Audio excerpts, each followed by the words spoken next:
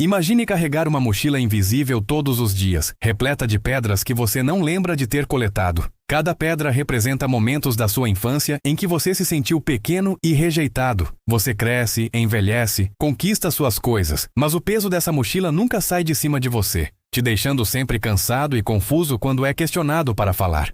Essa mochila tem um nome: traumas. Superar eles não é sobre esquecer o passado ou ser forte para seguir em frente.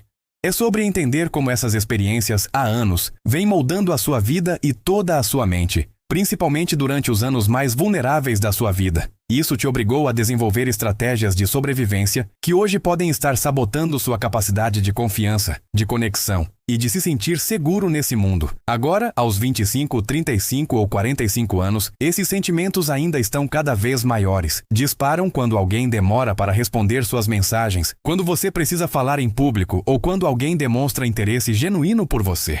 Seu cérebro adulto sabe que está tudo bem, mas seu sistema nervoso ainda acredita que você tem 5 anos de idade e que o mundo é um lugar fundamentalmente perigoso. Mas eu tenho uma notícia boa. A mesma neuroplasticidade que permitiu que o trauma se instalasse ao longo da sua vida é a mesma que pode libertar você dele. Vamos explorar exatamente como fazer isso. Como os traumas moldam o cérebro e o corpo. Você consegue aceitar um elogio genuíno? Ou sempre que alguém reconhece seu trabalho, uma voz interna sussurra bem no pé do seu ouvido. Se eles soubessem quem você realmente é, eles não diriam isso. Essa voz pode até parecer uma insegurança comum, mas ela pode ter nascido quando você tinha 7 anos, ouvindo repetidamente alguém dizer que você nunca fazia nada direito. Bessel van der Kolk, autor do livro O Corpo Guarda as Marcas, explica que os traumas infantis não são apenas memórias ruins arquivadas em algum canto da nossa mente. Eles alteram fisicamente a estrutura do nosso cérebro. A amígdala, nossa central de alarmes, fica hiperativa constantemente. O hipocampo, responsável pela memória e aprendizado, fica suprimido, e o córtex pré-frontal, que nos ajuda a tomar decisões racionais, fica menos acessível quando estamos sob estresse. Isso significa que quando você sente aquele aperto no peito, ao ser confrontado quando sua mente fica em branco numa apresentação importante, ou quando você sabota relacionamentos que poderiam ser bons, não é porque você está com frescura, ou não tem personalidade. Seu cérebro foi programado para proteger uma criança que não existe mais, mas que ainda vive dentro de você. Quantas decisões importantes da sua vida foram tomadas por essa criança assustada, e não pelo adulto consciente que você se tornou? Você já se sentiu estranho quando recebeu abraços? Intelectualmente, você sabe que abraços são gestos carinhosos, mas seu corpo se contrai involuntariamente, como se estivesse se preparando para um impacto. Por trás desse comportamento, o seu corpo guarda memórias de períodos em que gestos de carinho eram seguidos de algo doloroso. Peter Levine, criador da experiência somática, observou que animais selvagens, mesmo enfrentando predadores constantemente, raramente desenvolvem traumas crônicos. Por quê? Porque eles possuem mecanismos naturais de descarga de energia traumática. Quando uma gazela escapa de um leão, ela treme, sacode o corpo, libera toda a tensão acumulada e volta ao estado de equilíbrio. Nós, humanos, perdemos essa capacidade. Nossa cultura nos ensina a engolir o choro, a ser forte e a racionalizar tudo. Mas o trauma não é apenas mental. Ele é fisiológico, armazenado no sistema nervoso, na tensão dos músculos, no ritmo da respiração e na forma como o coração acelera diante de certas situações. Por isso, somente conversar sobre o trauma, embora importante, nem sempre é suficiente. Você pode entender perfeitamente por que reage de determinada forma, mas continuar reagindo da mesma maneira. O seu corpo precisa aprender, através de experiências seguras e gradativas, que o perigo já passou. Você já notou como seu corpo reage antes mesmo da sua mente processar uma situação? A neuroplasticidade. A chave para reescrever o passado. Durante décadas, acreditou-se que o cérebro adulto era fixo e imutável. Se você teve uma infância difícil, teria que conviver para sempre com as consequências. Mas a neurociência moderna descobriu o contrário. O nosso cérebro permanece plástico durante toda a vida, capaz de formar novas conexões, reescrever velhos padrões e se reconfigurar. A mesma neuroplasticidade que permitiu que experiências traumáticas moldassem seu cérebro infantil é a mesma força que pode remoldá-lo agora. Cada vez que você escolhe uma resposta diferente, questiona um pensamento automático ou permite que alguém se aproxime, mesmo quando sua primeira reação é se afastar, você está criando novos caminhos neurais. Você está se expondo gradativamente a uma experiência que não tem evidências de perigo. Imagine que sua mente é como um jardim, onde por anos você permitiu que certas plantas, pensamentos de autodesvalorização, medos excessivos e padrões de autossabotagem crescessem livremente. Com o entendimento da neuroplasticidade, você descobre que é o jardineiro e pode decidir quais plantas cultivar e quais remover. Martin Teicher, pesquisador de Harvard, demonstrou que intervenções terapêuticas adequadas podem literalmente alterar a estrutura do cérebro traumatizado. Regiões hiperativas se acalmam, áreas suprimidas se fortalecem, e o cérebro que aprendeu a viver em constante alerta pode reaprender a experimentar segurança. Isso significa que não importa quantos anos se passaram ou quão profundas pareçam ser as suas feridas, a mudança não é apenas possível, ela é a tendência natural do seu cérebro quando oferecidas as condições adequadas. Aqui, o processo psicoterapêutico é essencial. Se você não consegue lidar sozinho, busque ajuda profissional. Padrões relacionais. Por que repetimos o que nos faz mal? Por que repetimos padrões que nos fazem mal? Você já se perguntou por que se sente atraído por pessoas emocionalmente indisponíveis? As que te tratam bem te deixam entediado, como se faltasse algo, mas aquelas que alternam entre carinho intenso e frieza distante te mantêm viciado. É comum pessoas com esses padrões se auto-julgarem, achando que são masoquistas ou que há algo errado dentro delas. Mas o que acontece é que seu cérebro aprendeu desde cedo a associar amor com imprevisibilidade.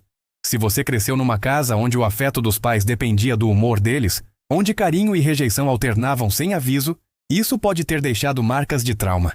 O cérebro infantil constrói associações perigosas, como o amor verdadeiro é aquele que você tem que conquistar, mas ele pode desaparecer a qualquer momento. Gabor Maté, em O Reino dos Fantasmas Famintos, explica que vícios, seja por substâncias ou por padrões relacionais disfuncionais, são tentativas de autorregulação emocional, não falhas morais. São estratégias desesperadas de um cérebro que nunca aprendeu a se sentir seguro. Você vive como em uma montanha russa entre conexão e rejeição, ativando os mesmos circuitos neurais formados na infância. Para um cérebro moldado pelo trauma, isso se confunde com o que é correto ou verdadeiro. Isso tem cura? Eu diria que você pode reaprender a lidar com isso, entendendo e aprendendo a gostar de pessoas que te tratam bem de forma gradual. Isso reensina seu cérebro a reconhecer que segurança emocional e amor verdadeiro podem coexistir. Desconexão emocional e práticas de reconexão. Você já parou para perceber que não sabe como se sente na maior parte do tempo? Quando alguém pergunta como você está, você responde bem, automaticamente. Não porque está mentindo, mas porque genuinamente não tem acesso às suas emoções internas. Décadas de trauma infantil podem criar uma desconexão profunda entre sua mente consciente e as sensações corporais. Judith Herman, em seus estudos sobre trauma, identifica 3 estágios fundamentais: estabelecimento de segurança, recordação e luto, e reconexão. Não dá para se reconectar com o mundo se primeiro você não se reconectar consigo mesmo. É aí que práticas como mindfulness se tornam revolucionárias. O senso comum trata o mindfulness como algo bobo, como esvaziar a mente ou se tornar zen. Mas para sobreviventes de trauma, ele ajuda a desenvolver a capacidade de estar presente no próprio corpo sem ser sobrecarregado pelas sensações. Ele ensina a diferença entre estou sentindo ansiedade e eu sou ansioso, entre estou experimentando medo e o mundo é perigoso. Quando você desenvolve a autoconsciência corporal, começa a perceber seus padrões antes que eles te dominem. A tensão nos ombros antes de explodir com alguém, a respiração rasa antes de entrar em pânico, ou o coração acelerando quando alguém se aproxima emocionalmente. Você pode pausar e escolher uma resposta diferente. Bessel van der Kolk reforça que práticas como yoga, meditação, dança e artes marciais podem ser mais eficazes que a terapia para alguns tipos de trauma. Não porque a conversa seja inútil, mas porque elas trabalham diretamente com o sistema nervoso, ensinando-o a relaxar, tolerar sensações intensas e experimentar o corpo como um lugar seguro. Experiências corretivas, ressignificando o trauma. Imagine ter crescido numa família onde a vulnerabilidade era sinônimo de fraqueza. Hoje, mesmo adulto, você não consegue demonstrar fragilidade nos momentos difíceis, porque seu corpo aprendeu que mostrar emoções era perigoso. Seu cérebro infantil aprendeu lições específicas. Não confie em ninguém. Você não merece amor. O mundo é perigoso. Essas lições se tornaram filtros para interpretar toda nova experiência. Mas o cérebro adulto pode aprender lições diferentes através de experiências corretivas que contradigam essas crenças antigas. Isso é crucial no processo de ressignificação. Richard Schwartz, criador da Internal Family Systems, descobriu que, em vez de suprimir a criança traumatizada dentro de você, você pode ser para ela o adulto protetor que sempre precisou.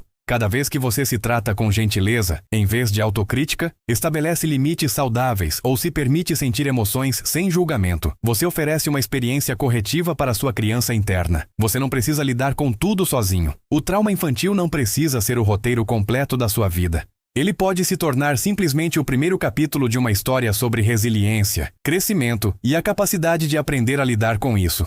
Conclusão. O primeiro passo para a superação. Lembre-se, você não precisa caminhar sozinho. Se sentir muita dificuldade, faça psicoterapia. Busque ajuda para olhar para a sua jornada de superação como um ato de coragem que reverbera não só em você, mas em todas as pessoas tocadas pela versão mais integrada e consciente de quem você pode se tornar. Cada vez que você lida melhor com isso, quebra padrões transmitidos por décadas. Se esse texto despertou algo em você, se reconheceu sua própria história, saiba que esse reconhecimento já é o primeiro passo. Compartilhe nos comentários o que você vai levar daqui. Se cuide e até a próxima.